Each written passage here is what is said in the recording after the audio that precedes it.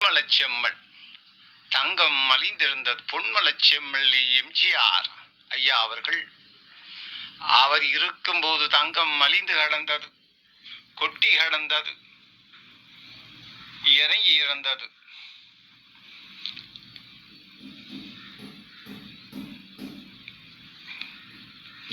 இறங்கி இறந்தது.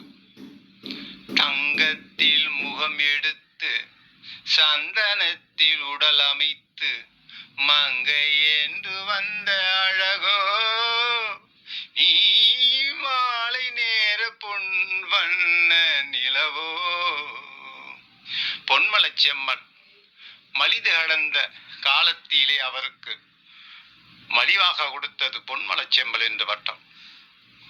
ஆனா இப்பொழுது இந்த டம்மரடம் டம்மரடம் பில்லேடந்தாடியில் பின்னலிட்டு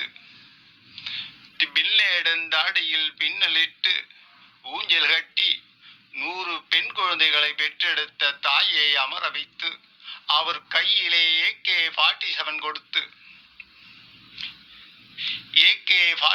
கொடுத்து இந்த அமெரிக்காக்காரர்களை, இந்த தங்கத்தை விலையேற்றுகிறவர்களை AK-47 முத்தமிட வேண்டும். சத்தம் இல்லாமல், சுத்தம் இல்லாமல், வட்டம் இல்லாமல், பொட்டு இல்லாமல், தட்டு இல்லாமல், எங்கே எங்கே என்று தங்கம் பறந்து கொண்டிருக்கிறது விலை. எங்கே எங்கே என்று தங்கம் பறந்து கொண்டிருக்கிறது விலை. சிங்கம் சிங்கம் என்று, இந்த சிங்கம் சிங்கம் என்று கோட்டு போட்டவர்கள், இங்கு சிங்கம் சிங்கம் என்று கோட்டு போட்டவர்கள் விலையேற்றத்தை ஏற்றி கொண்டிருக்கிறார்கள். யார் இட்ட சாபம்? வள்ளுவர் ஐயா சொன்னாரே, வள்ளல் ராமலிங்க அடிகளார் சொன்னாரே, 9 துவாரத்திலையும் 9 தோரம் வைத்த இறைவன் காதுக்கு ஏன் தோரம் வைக்கவில்லை என்று. 9 தோரம் வைத்த இறைவன் காதுக்கு ஏன் தோரம் வைக்கவில்லை என்று.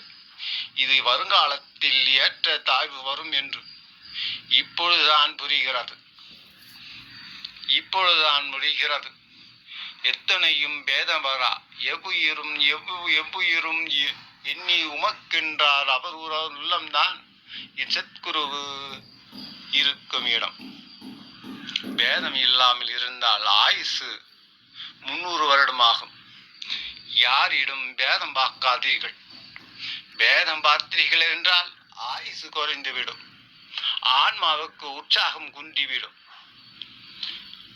All the best.